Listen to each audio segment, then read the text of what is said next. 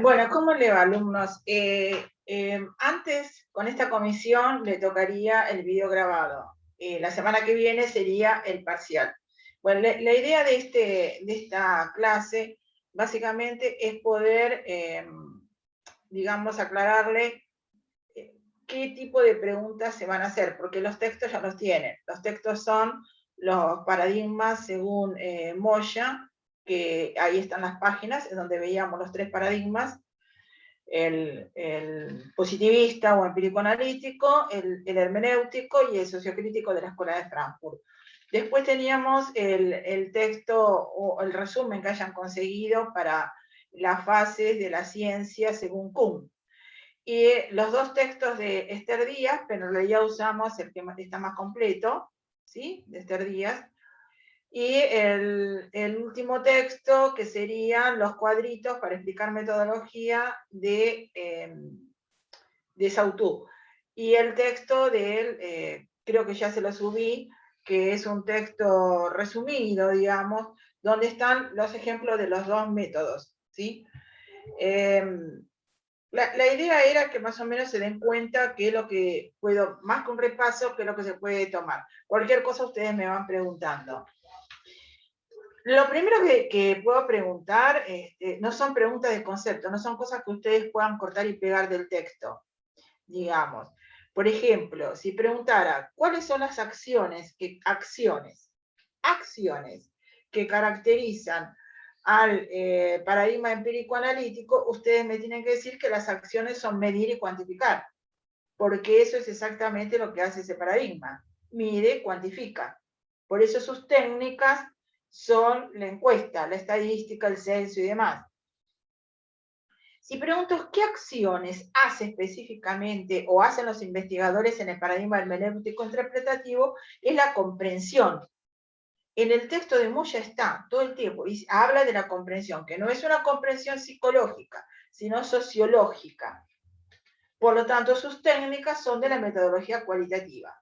Si hablamos del paradigma sociocrítico, la acción específica que van a hacer estos investigadores es mirar las condiciones sociales y económicas de los grupos en donde investigan.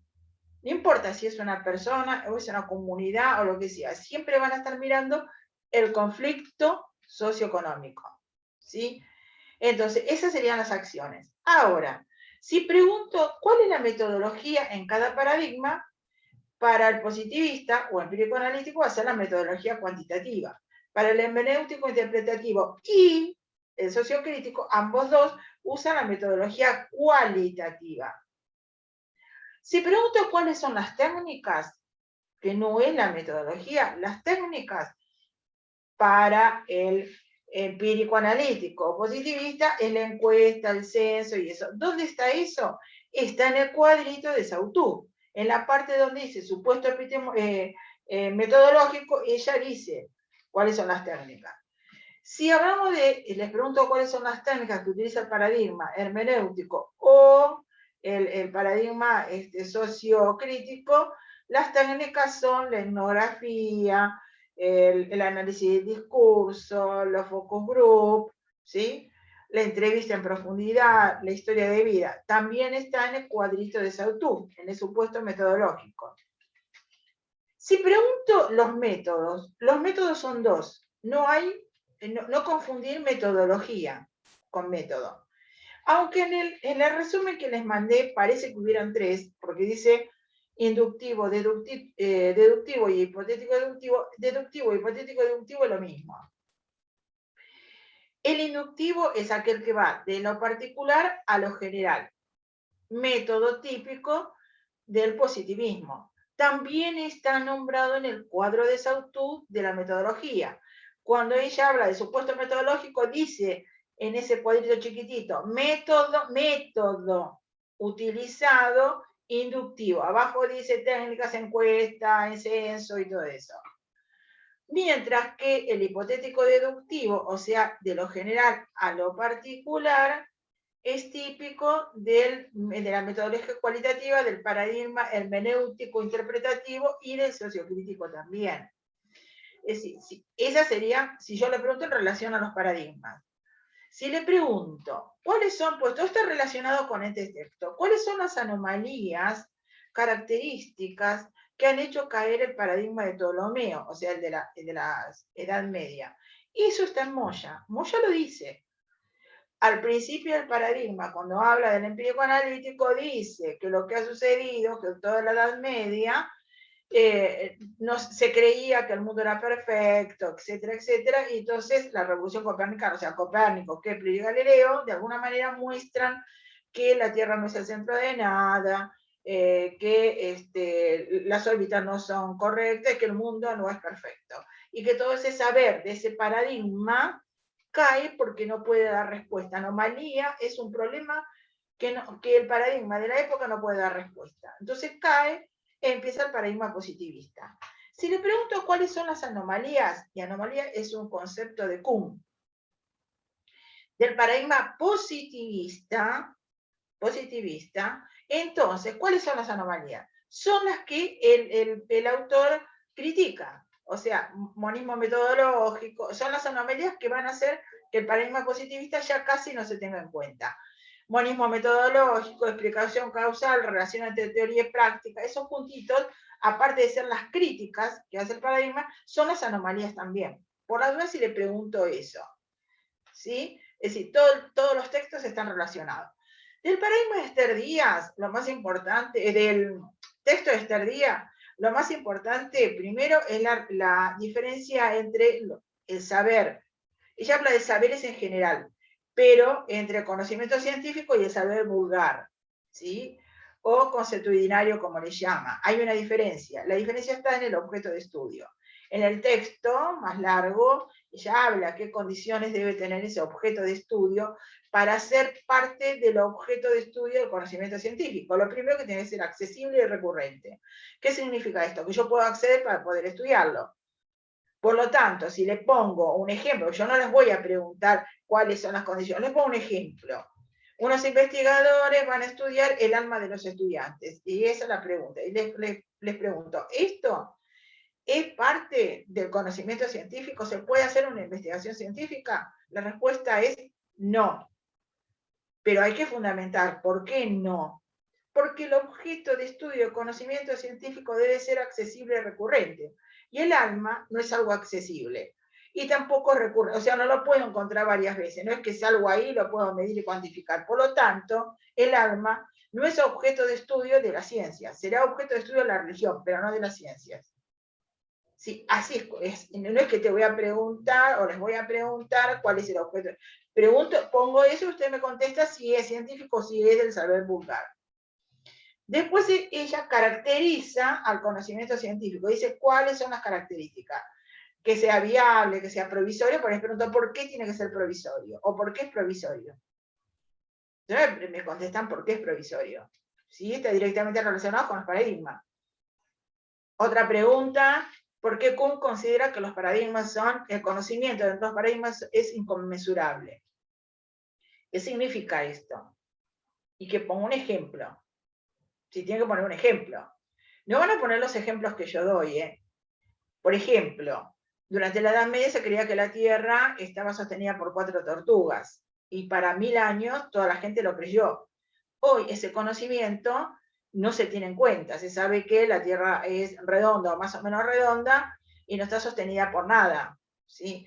Entonces, ese conocimiento es inconmensurable. ¿Por qué? Porque está dentro, se conoce y se acumula dentro de un paradigma, no por fuera de él.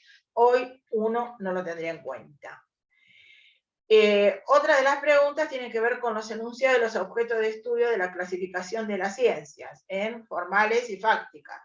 Si cuando un enunciado, yo pongo el enunciado y les pregunto si el enunciado pertenece a las ciencias fácticas o a las formales. Por ejemplo, no voy a poner por supuesto, el triángulo no se figura de 3 lados. Entonces le pregunto, ¿de a qué ciencia pertenece, cuál es el objeto de estudio y qué tipo de enunciado es? Es un enunciado analítico porque no ofrece ningún conocimiento, me tienen que poner por qué. Porque no agrega ningún conocimiento, porque lo que dice en el sujeto está contenido en el predicado. Es decir, un triángulo es justamente eso. Es una figura de 3 lados y no puede ser otra cosa. Y es el objeto de estudio como ente ideal de las ciencias formales. Lo mismo da si pongo un ejemplo para las ciencias fácticas. Luego viene lo de Kuhn, que siempre lo pregunto en relación a los paradigmas, ¿sí? Preguntando anomalías de los paradigmas. Si pregunto las etapas de la ciencia, son las etapas de la ciencia de Esther Díaz. Y no las pregunto para que me las detallen, sino que pregunto una y ustedes me dicen a qué etapa de la ciencia pertenece. Por ejemplo, el descubrimiento de, no sé, de los celulares. ¿A qué etapa de la ciencia pertenece? Por ejemplo. Entonces ustedes me dicen a qué etapa de la ciencia de las que nombra Esther Díaz pertenece. En cuanto a los métodos, a las metodologías, pregunto en relación a cualquiera de los supuestos del cuadro de Saussure. Recuerden que están los supuestos ontológicos, epistemológicos. Yo no pregunto desde el supuesto en sí mismo. Les pongo un ejemplo y me digan a qué pertenece. Lean el cuadrito y se dan cuenta si está hablando de cómo ver la realidad, de la relación entre el investigador y el objeto, si está hablando de los valores, o sea, de los prejuicios o las cosas que yo creo, si se ponen en juego la investigación, y después tienen los supuestos metodológicos. Lo que es método inductivo y hipotético deductivo lo pregunto con un ejemplo. Un ejemplo, por ejemplo, observé que, no sé, que varias gallinas en un lugar no vuelan. Observé otra vez otras gallinas en otro lugar, así. Varias observaciones. Concluyo, todas las gallinas no vuelan, por ejemplo. ¿Sí? Entonces, esa forma de ir de lo particular a general es método inductivo. ¿Sí? Un montón de observaciones y lo cubro una teoría general. Otra cosa que vaya a una teoría general a lo particular para comprobar, a través de una hipótesis. Yo pongo el ejemplo inverso. ¿Sí? Y ustedes me ponen a qué pertenece y argumentan. Igual yo en el texto le pongo fundamente. Pues si me pone a qué pertenece y no me ponen por qué, vale la mitad de puntos. ¿Sí? Básicamente eso es el examen, digamos. Esos son los temas que tenemos adentro. Recuerden mirar bien el cuadro, tenerlo a mano, el cuadro de Saussure, con todos los supuestos, porque desde ahí es donde vamos a mirar la metodología. No es que le tome el cuadro de ninguna manera, eso que está ahí lo aplico a un ejemplo en relación a los paradigmas, por ejemplo. ¿Sí? Así que bueno, eso es todo, cualquier cosa me van preguntando, y si no, el parcial aparece en una solapa que dice parcial del día 20 a la hora de cursada, 10:30, y tienen las 2 horas para resolverlo, o sea, el horario de cursada. Después de eso se bloquea lo que se sube, lo resuelven escrito. Por supuesto que el día del examen no nos encontramos por Zoom porque están resolviendo eso. Y luego yo lo voy corrigiendo en el día o al día siguiente estará la nota en el campus. Cualquier cosa me preguntan.